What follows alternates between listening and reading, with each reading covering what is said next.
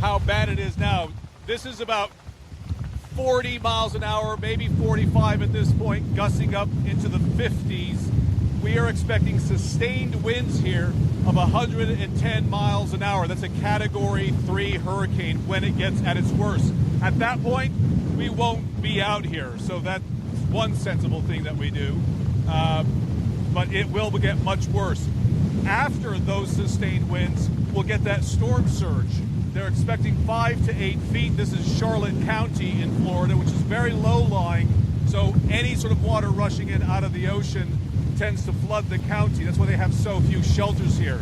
By the way, people are being told, if you're watching this in Charlotte County, stay where you are. Do not get out of your house. Do not try to go to a shelter now. Shelter in place is the order now for Charlotte County. When the storm surge comes of 5 to 8 feet, they're expecting about 3 feet of water. That's about up to here in certain parts of the land. So that's a lot of water.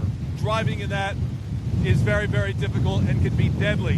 The water rushes in as well. It's basically a giant wave from the ocean. It rushes in and then rushes out relatively quickly, so that can be a problem for others. Let me show you this over here. This is actually, you get a good sense of how powerful this is. I think I got another message here. Tough to read these messages in these conditions.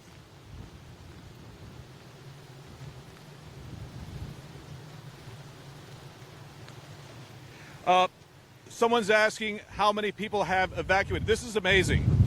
You walk behind a little shelter, and it's incredible how it calms down. But if you come down here,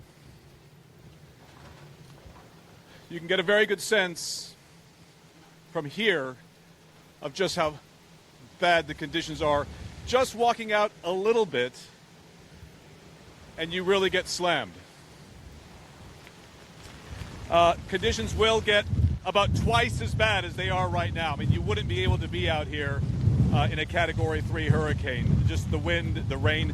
Right now, the rain is already sort of stinging my face. The worst of the hurricane will probably go from about 5 p.m. Eastern tonight to about midnight. It's a little hard to tell. It still depends on where that eye wall comes on shore.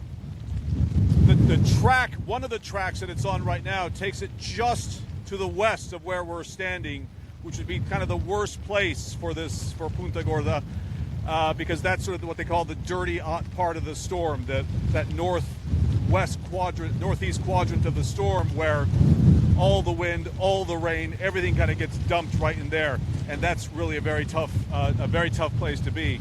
This town 13 years ago got wiped out, or nearly wiped out, by Hurricane Charlie, and they're not looking to repeat that. They've done a lot of work, rebuilt the town, strengthened buildings, so they're hoping that they don't have a repeat of what happened here 13 years ago. Georgia's worried. Thank you, Georgia, for being worried. That's very sweet of you. It does not mean a tsunami. A tsunami is a whole other kettle of fish, and while it is terrifying because you really get a sense of just how powerful Mother Nature is, a tsunami is during an earthquake when a piece of land, like a mountain under the ocean, breaks off and falls and creates this massive wave that overwhelms people.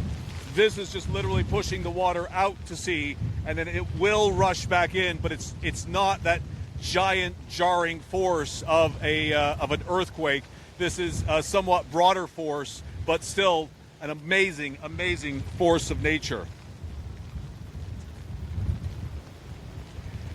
And many people are sending prayers to Florida. Florida needs every prayer you can muster right now. They're not sure where this hurricane is going to come on shore, and where that eye wall hits could be devastating for whatever community it is. So whether it's Fort Myers south of us, or Naples, or here in Punta Gorda again, which I think people here really don't want to see happen again, there is great concern for where that eye wall comes on, where the worst of the storm comes on as a Category 3 or maybe even Category 4 at that point, and does massive damage. We were just in Texas covering Hurricane Harvey, and the need and the devastation there is just unbelievable.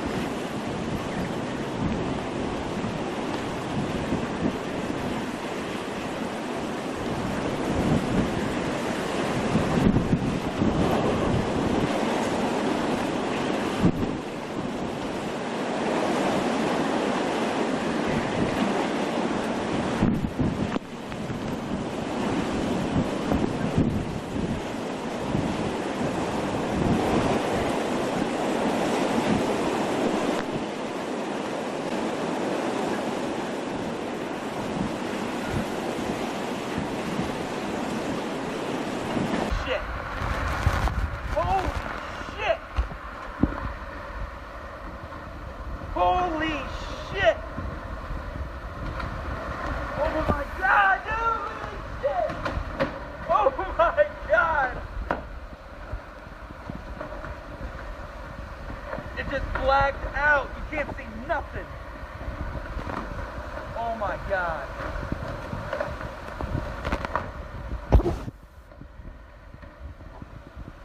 This is Isles of Capri. The tide's coming up now, big time.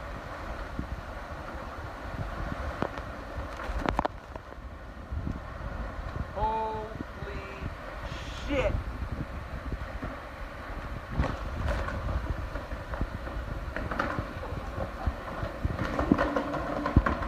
This is the craziest shit ever.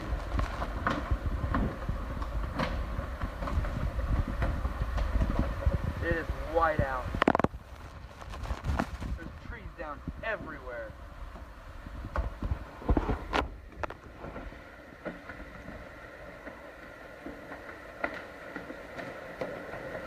Jesus Christ. Oh my god. Look at that. Look how high the tides come up. It's almost under the dock now. This is insane. The door, JR. The door was swinging. They got it.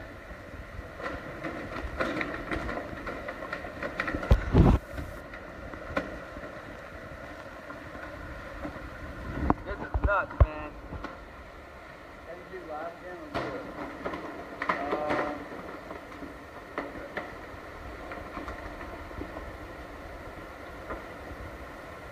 Oh my god, my stomach's turning.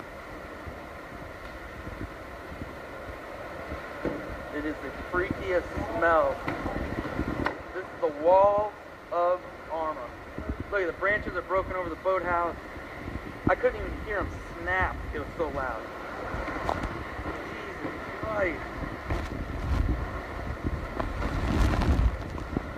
This is nuts. I can't believe this is happening.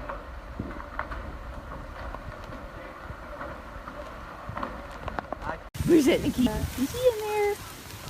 I think I see her. Yep. She knows how not to get wet. Those dens are concrete, reinforced with steel.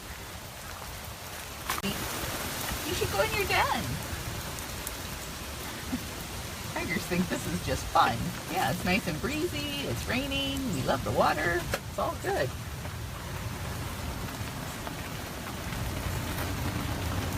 Guessing that Diablo is not a fan.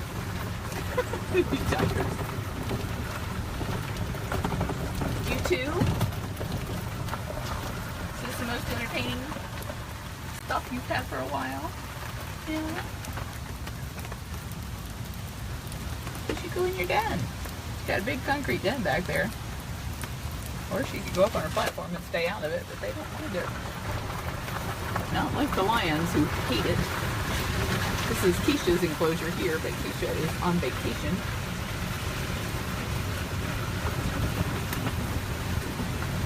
One of the cats I'm most worried about is Little Dove. I even wore my Little Dove t-shirt today that I got from catrescue.biz. And the reason I'm wearing it is to keep channeling good thoughts to Little Dove, because she's our oldest resident. She was rescued from a fur farm 24 years ago. More branches. And she had a big concrete den. These concrete dens are like 8 feet by 12 feet inside, that we had blocked so that she couldn't get in there because she's so old. We were afraid she'd crawl in there and never come out to eat. You have to put food like right under her face. So she had 2 of the tree stump dens instead, but we were afraid that those might not be sufficient for her. So I unblocked the den yesterday so that she can go in there. But today she was still sleeping up in one of her tree stump ones. She's the one cat I could not get the coolaroo away from. because she wouldn't leave the side that had the coolaroo. But the good news is that it's underneath that wooden platform, so it's not likely to go anywhere.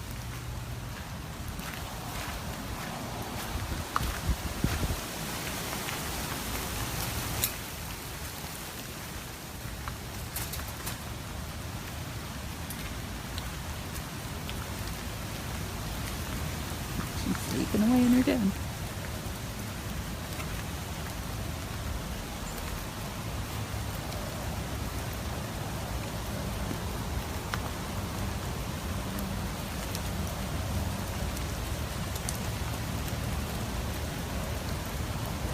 The platforms are sunk into the ground, so we don't have to worry about them flapping around. Most of them are like 3 feet into the ground, and that coolaroo is also like shoved down deeper into the dirt. Usually we just set them on top of the ground, but with her, she's so old, we want to make sure she could get up on top of it, so we had shoved it down there really tight into the ground, so I think it's going to be fine. You found yourself a nice dry spot? We're boarding a couple of cats during the storm. I don't want to scare him. And they don't know us, so don't want to make them nervous. He's got that big concrete den he could go in, but he doesn't seem too bothered by the misting rain. He may change his mind later.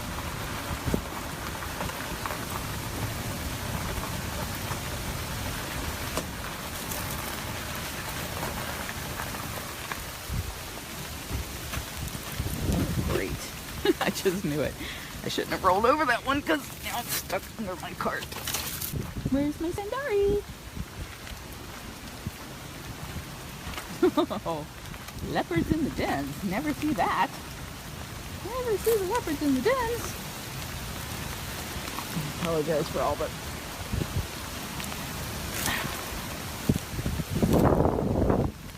Jade. Staying dry? You like this den better? Jade's got a great big concrete den back there. They're 8 feet by 12 feet inside. But we find cats really like the shape of these tree stump ones. Okay. It's over there if you get feeling. It's too wet. Oops. Where's your sister? There she is. She's in the concrete den. Hi, Amani. That's a good girl. Yes, you are. Well,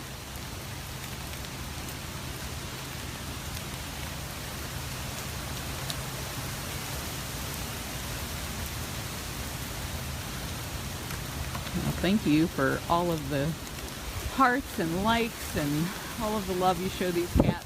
It really means a lot to us. If nothing else comes of this horrible hurricane season, I really hope that it will be the passage of the Big Cat Public Safety Act, because it's terrifying to me to think all of these big cats in Texas and Florida mostly, and of course other places in the United States, most of them in really substandard conditions, and I don't know what's going to happen if they get direct hits from the kind of winds that they're talking about. And what happens is the cats usually end up being killed in situations like that, and it's not their fault.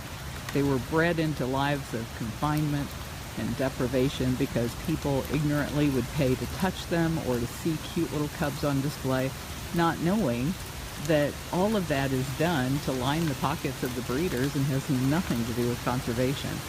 So the best thing that can come of this is for everybody to contact their member of Congress and ask them to champion the Big Cat Public Safety Act. And we make that super easy for you over at bigcatact.com. bigcatact.com. Frosty's got 2 weeks in the funcation here. I haven't seen him since the day he went in there, though. I think he likes those areas back in the back better.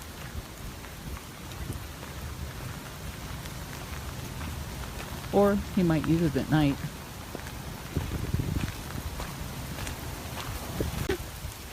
Yeah, way back there. I see you. Gosh, I don't know if you can see her through all the wire, but she's way, way, way back there. Here she is. There's another one that's got huge concrete dents, but she's preferring her tree stump. Those were such a good investment. We bought those back in the 90s, and I haven't been able to find them since.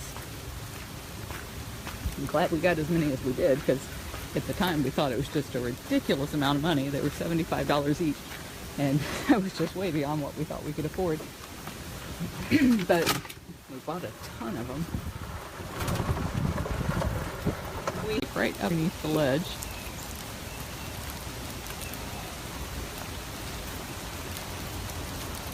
So he's staying dry, and yet he's still able to watch everything that's going on. Or if he were to go up on, can I see it? That ledge right above him, right up there, that's where he can go inside behind that rock wall. And he could lay up there if he wanted. Or he could go completely inside.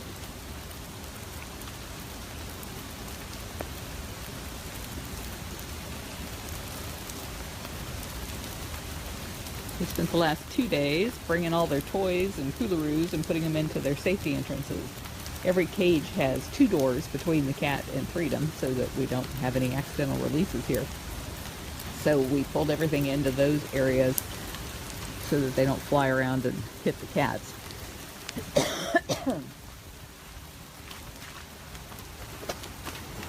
Hi! Are you staying dry? This little white dove's staying dry.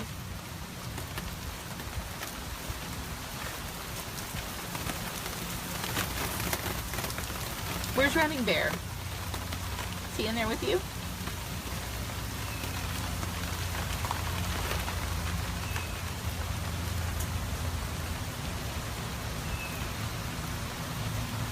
These bobcats are 20 years old. 20 years old. I think there's something like 27 of our cats are over the age of 20 right now. And that's amazing because they usually only live to be 10 or 12.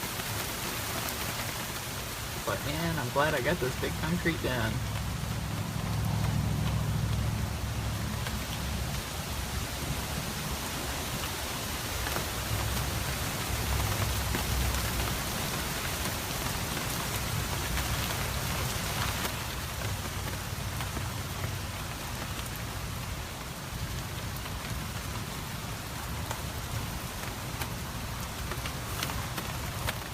So if you're new to us, the way that den there works is it's 8 feet by 12 feet and about 2.5 feet tall. It's 4 inches of concrete over rebar, and then over the top of that is metal lath like you would put stucco on, and then more concrete on top of that, and then plants and dirt and everything.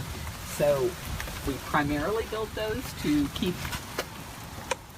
the cats nice and cool in the summer, because most of what we have to deal with is heat. But it turns out that it's a really good option for hurricanes. We only have one animal here who is not a cat. His name is Baby Cakes, and he was a genet who was found running loose in Largo about 20 years ago. It's a little African animal, looks like a leopard spotted weasel. In fact, he frequently gets called the leopard weasel out here. But since he was so small and so old, those guys, I think they only are supposed to live to be like 9 or 10. Like I said, we rescued him 20 years ago. So he's in the food prep building with some of our elderly cats. We had 2 cats that were in the hospital before this. Our Divinity, who is 22 or 23, and Will has neurological issues. He's not that old, but he's always had a whole host of neurological issues. So they've been in the cat hospital, but our cat hospital is not that secure. So we packed everybody up and built temporary quarters for them over in food prep. Oz was a rehab reject. When she came here, she'd been bitten in the head by something, and we thought that we could rehab her and release her back to the wild, but there was something wrong with her. and she's just never been quite right. And then Nabisco, it's my daughter telling me when to be in the gift shop. She's such the mother in this relationship. You have to be in the gift shop by 6. Yes, I got a curfew, Nabisco. Nabisco was rescued from a failed facility in South Dakota. Oh, come on. I was going to get everybody to see a picture of you with no wire. But I can't get up close. If I get any closer, he will swat the camera with his claws and take my hand with it. Are you enjoying this? Are you liking out in the rain? It's like snow, but warmer. Yeah, South Dakota's full of snow. Ooh. Purr, purr, purr. Who's purring? Who's purring? Is it Tom watching all the stuff flow by? Another update from Jamie. Stop driving around the sanctuary by 4. The winds are going to escalate. It's not 4 yet, is it? No, it's not 4. Where's Mrs. Claus? Is she showing a little bit more intelligence than you by maybe staying in the den? Is she in the den behind you? She likes that barrel over there. You can go see if she's in the barrel. Smalls is another bobcat we rescued from South Dakota, and she is probably in this den. Because you're no dummy, are ya? Can we see you? Can you see the Smalls? There's Smalls. Not seeing her.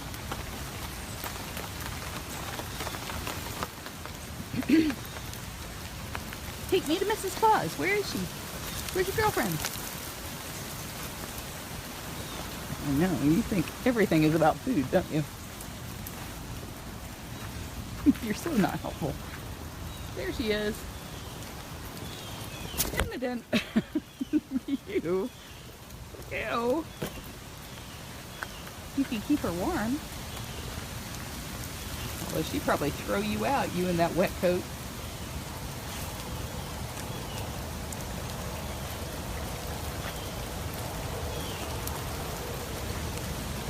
Well, I'm not going to be able to get you a good shot of her because he's not going to leave my hands alone. Hey, King Tut.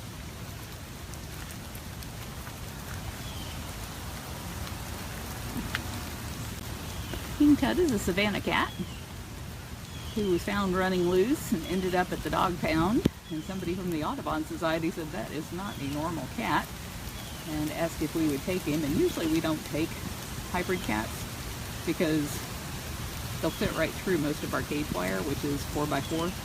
But we had a couple, well, a few rather, of these 2x4 type cages. Mrs. Claus lives in one because she's such a little runt, she could fit right through 4x4. King Tut's got this one over here.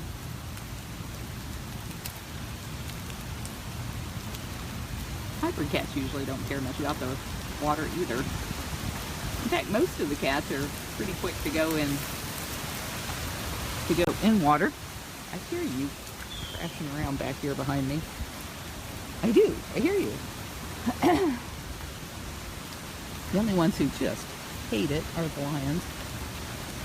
Where's Anasazi? Are you preferring the platform? She's got a concrete den back there, but she's under her platform.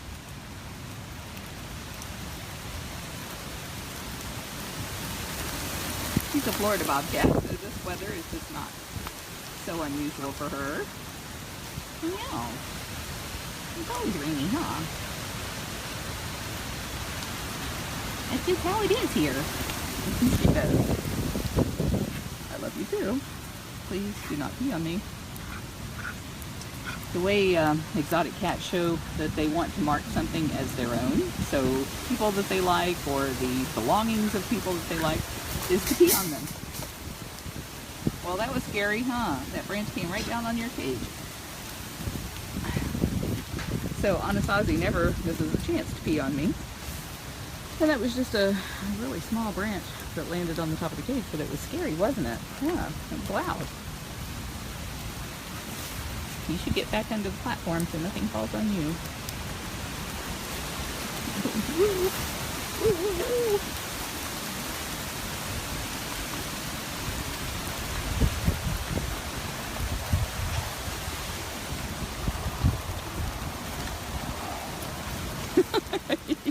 just so full of himself. You're too silly.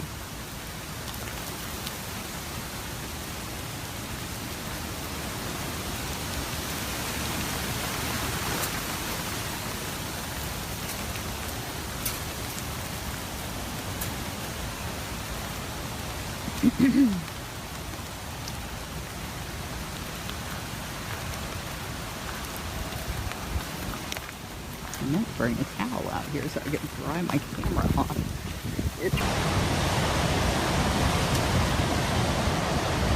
Nu, Andra, nu mi-e teamă pentru că, repet, sunt în loc sigur și atâta timp cât mă simt protejat, nu am nicio teamă.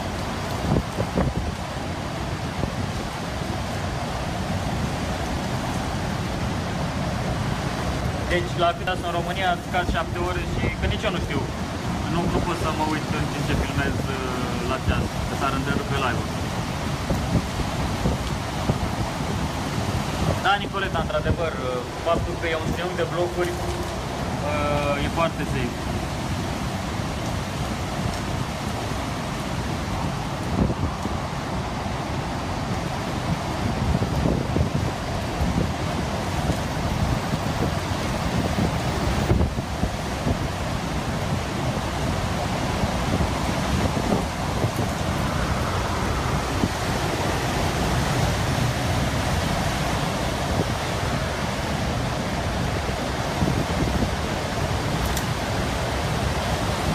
Aeroportul e închis.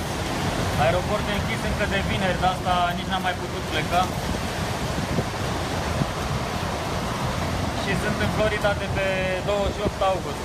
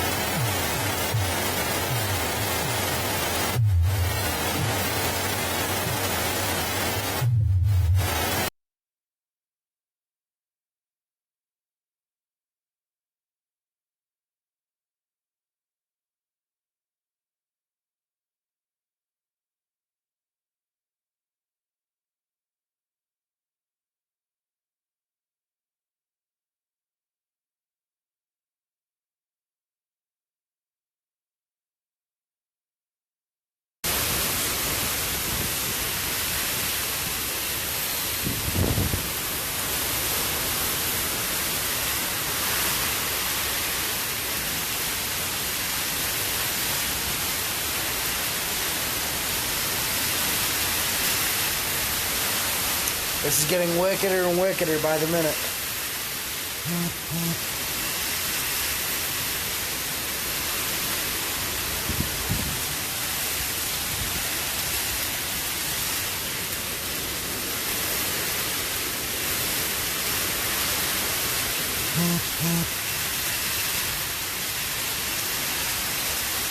Pembroke Pines, be safe. Miami, be safe. Fort Lauderdale, don't go by the beach.